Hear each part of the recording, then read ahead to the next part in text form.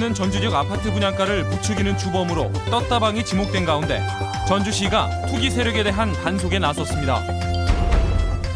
지난 마이산에 케이블카 설치가 추진되면서 자연훼손을 막자는 반대 의견과 관광 활성화를 위해 꼭 필요하다는 의견이 팽팽히 맞서고 있습니다. 아프지 않은 일명 나일론 환자들을 입원시켜 수십억 원에 이르는 요양급여와 보험금을 타낸 중소병원 운영진과 환자들이 무더기로 적발됐습니다. 여러분 안녕하십니까? 전북권 뉴스입니다. 전주 지역의 신축 아파트에 가격 거품 논란이 다시 일고 있습니다. 과거 평당 기준으로 800만 원을 넘은 분양가도 실은 그 배후가 이른바 떴다방이라는 지적입니다. 떴다방들은 당첨자 발표 현장에서 보란 듯이 불법 전매를 부추기고 있습니다. 고차원 기자의 보도입니다.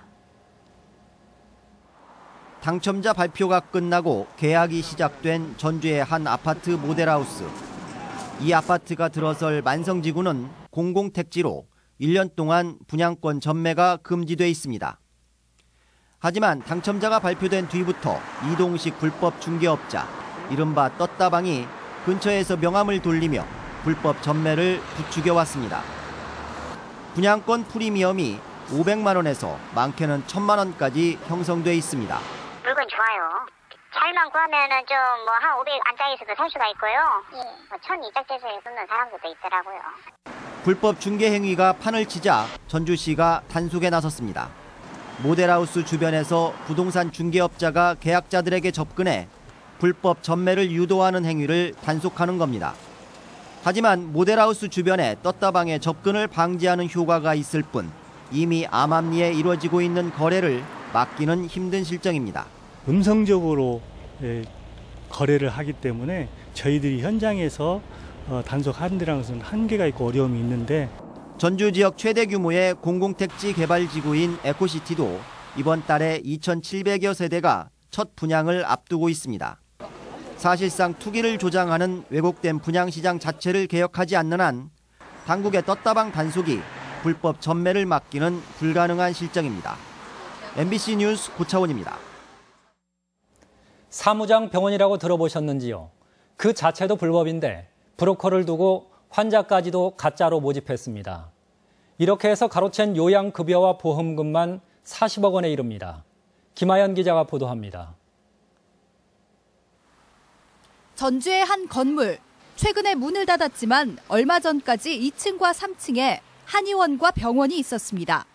이사장이었던 60살 이모 씨가 지난 2012년 의료생협 허가를 받아 운영해왔는데 알고 보니 조합원 명단도 출자금 납입 증명서도 모두 허위였습니다. 이들은 월급 의사를 고용한 뒤 브로커를 통해 가짜 환자들을 모집했습니다.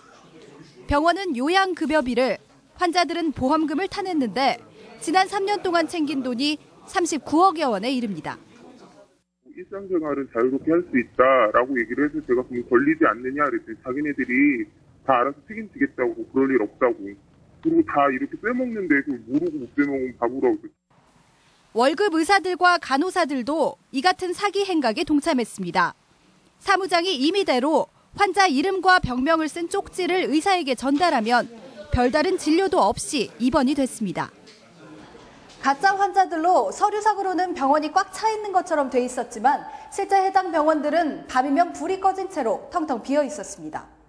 가짜 환자를 입원 환자로 등록해놓고 위촉위박도 자유롭게 보험금 어떻게 청구하는까지 그런 방법을 환자들한테 다 설명해 주었습니다.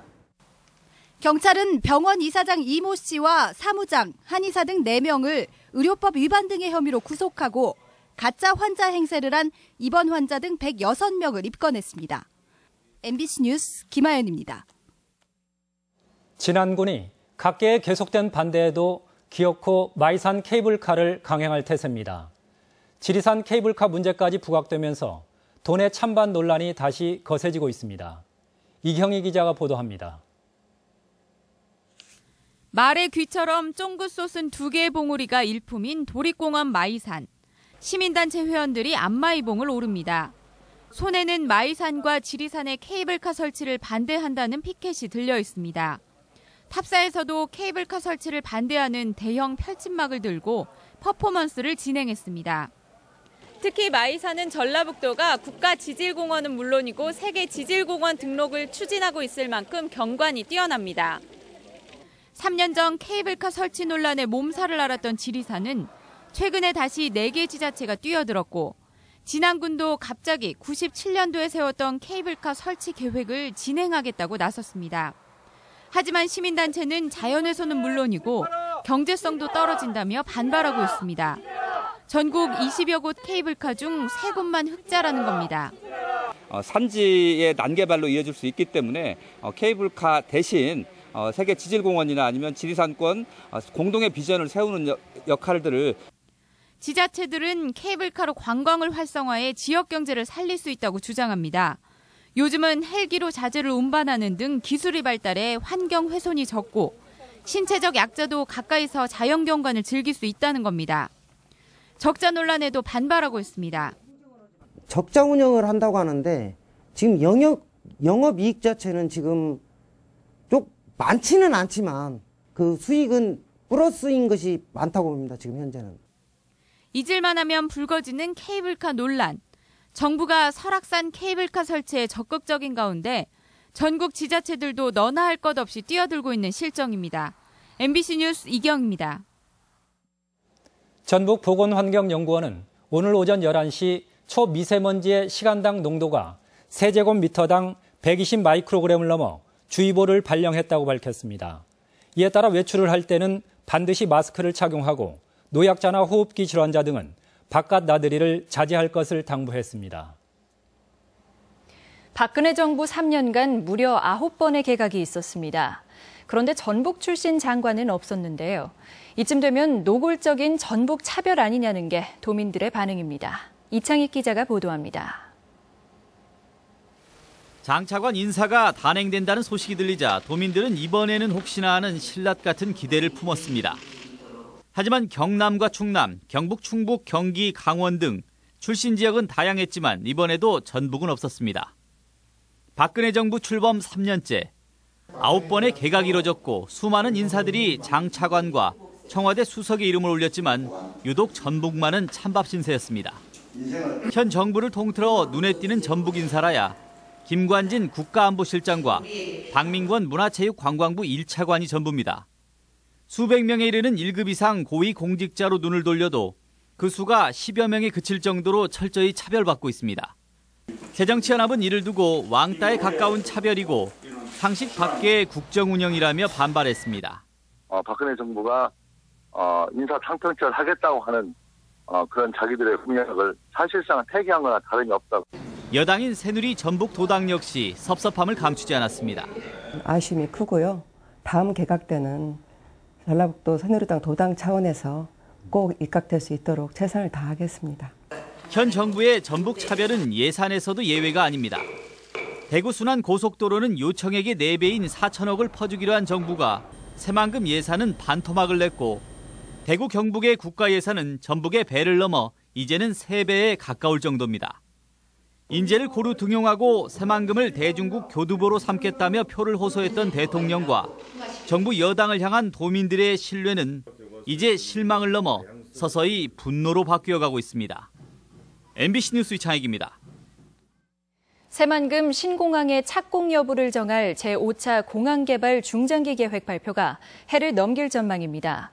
전라북도는 국토부의 공항 중장기 계획에 새만금 신공항뿐 아니라 영남권 신공항 착공 여부까지 포함돼 총선에 영향을 미칠 수 있다며 정부가 5차 공항 개발 계획을 총선 이후로 미룰 수 있다고 밝혔습니다.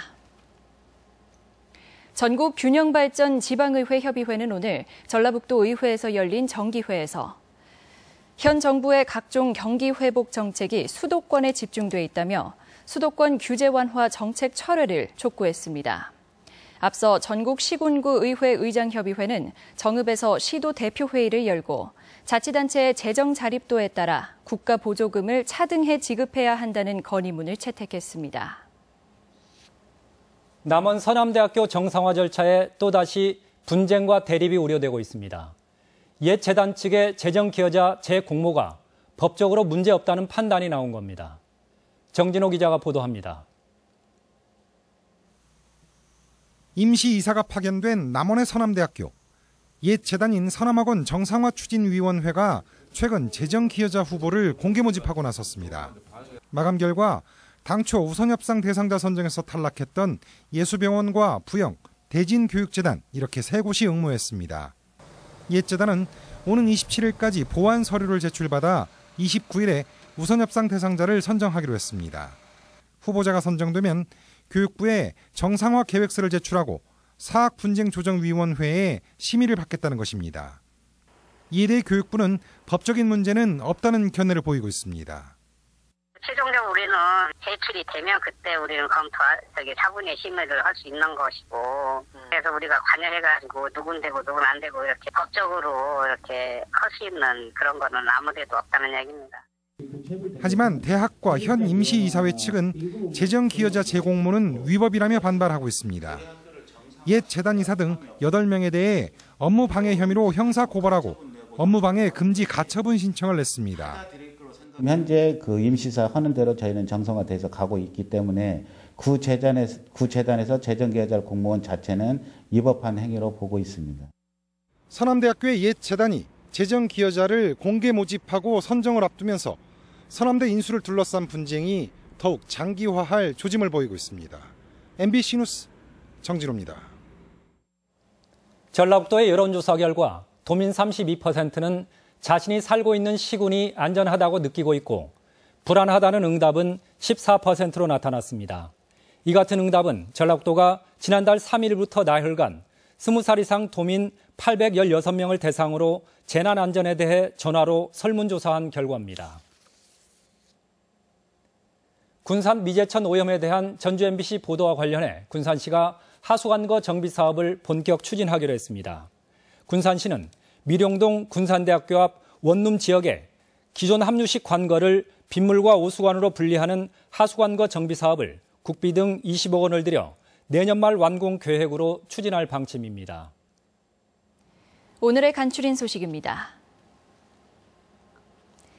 전주대학교가 학교 안에 고용노동부와 전라북도, 전주시가 지원하는 대학창조 일자리센터를 열었습니다. 센터는 앞으로 청년들을 위한 진로와 취업과 창업 상담, 컨설팅, 고용난 해소 등을 위한 다양한 프로그램을 운영합니다. 전국체전 개막 닷새째 날 전라북도 선수단이 9개의 금메달을 따냈습니다. 선수단의 선전이 이어지면서 종합득점 순위도 어제 전국 9위에서 오늘은 7위로 2단계나 뛰어 올랐습니다. 전주시는 시민들이 가을 정취를 만끽할 수 있도록 전주 동물원 개장 시간을 오는 23일부터 다음 달 1일까지 열흘 동안 밤 11시까지 연장한다고 밝혔습니다. 야간 개장 시간에는 음악 공연이 펼쳐지고 놀이기구도 정상 운영되지만 동물 관람은 할 수 없습니다. 식품 도시인 네덜란드 바네벨트시 경제사절단 일행이 오늘 익산에 도착했습니다. 아슈반덱 시장이 이끄는 경제사절단은 오는 23일까지 국가식품 클러스터 현장 투어와 투자 상담, 식품 관련 기업체 방문 등으로 교류와 협력 방안 등을 모색합니다. 7살 친손자를 때려 숨지게 한 40대 여성에게 항소심에서도 징역 6년의 중형이 선고됐습니다. 재판부는 7살에 불과한 어린아이를 훈계 명분으로 무차별 폭행에 숨지게 한 것은 어떤 이유로도 용납될 수 없는 범죄라고 밝혔습니다. 오늘 오전 5시 반쯤 정읍시 옹동면 매정리에 60살 오모 씨의 돈사에서 불이 나 30분 만에 꺼졌습니다. 이 불로 돼지 1,500여 마리와 지붕 등 시설물이 불타 소방서 추산 1억 3천여만 원의 재산 피해가 났습니다. 전북권 뉴스였습니다.